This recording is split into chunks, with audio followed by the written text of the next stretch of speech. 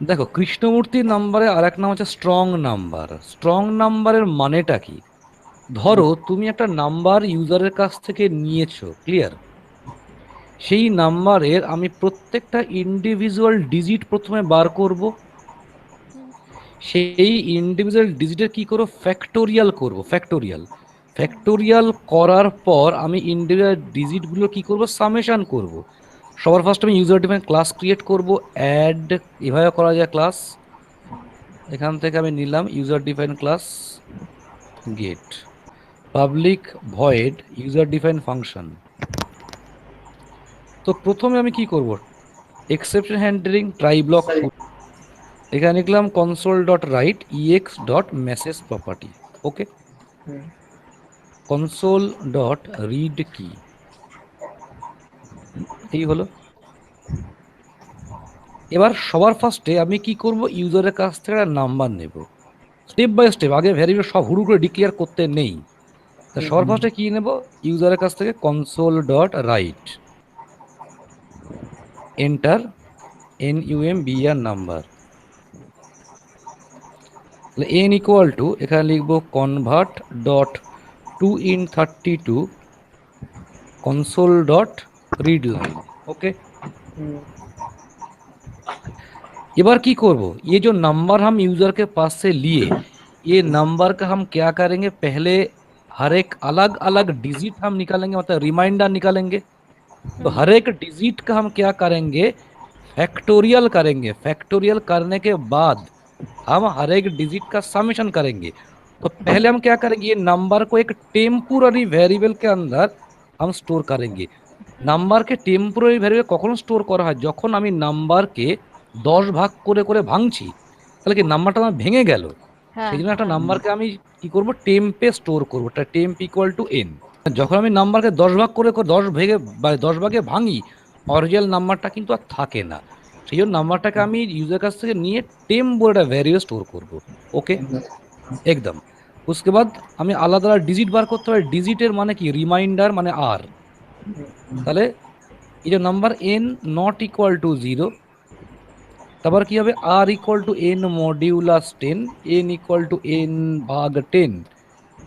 ताले की हमारा हर एक रिमाइंडर ये वेरिएबल का स्टोर हो रहा है। तो मेरा लॉजिक क्या था, हर एक रिमाइंडर, हर एक डिजिट का फैक्टोरियल हम करेंगे। तो फैक्ट नाम का एक वेरिएबल हम यहाँ डिक्लेयर किए, FACT फैक्ट। और समेशन के लिए और एक वेरिएबल हम डिक्लेयर किए, इनिशियलाइज कर दिए 0। ओके, तो इस यहाँ हम क्या करेंगे, ये व्हाइल लूप के अंदर मेरा एक फॉर लूप चलेगा, व्हाइल लूप के अंदर।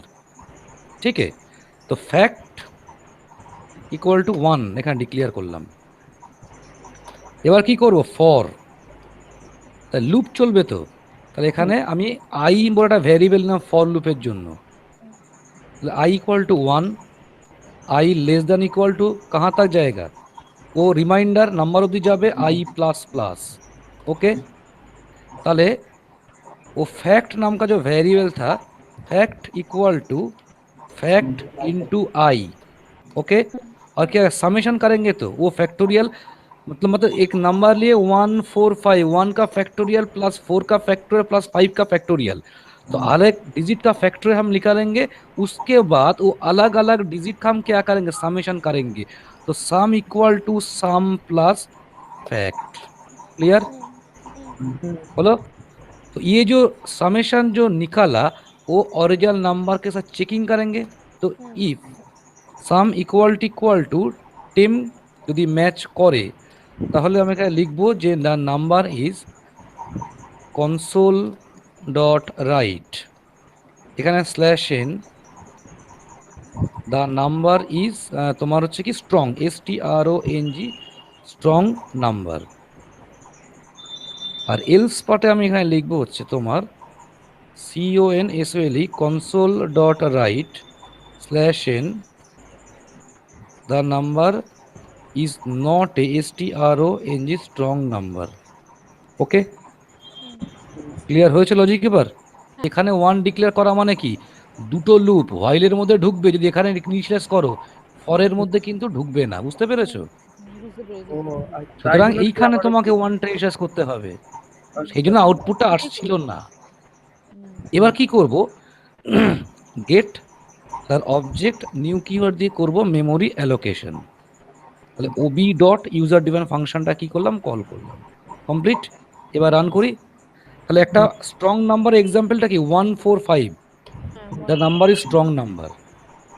হুম তুমি একটা অন্য নাম্বার দিয়ে তুমি আবার রান করে দেখো, দিলাম 146, the number is not a strong number.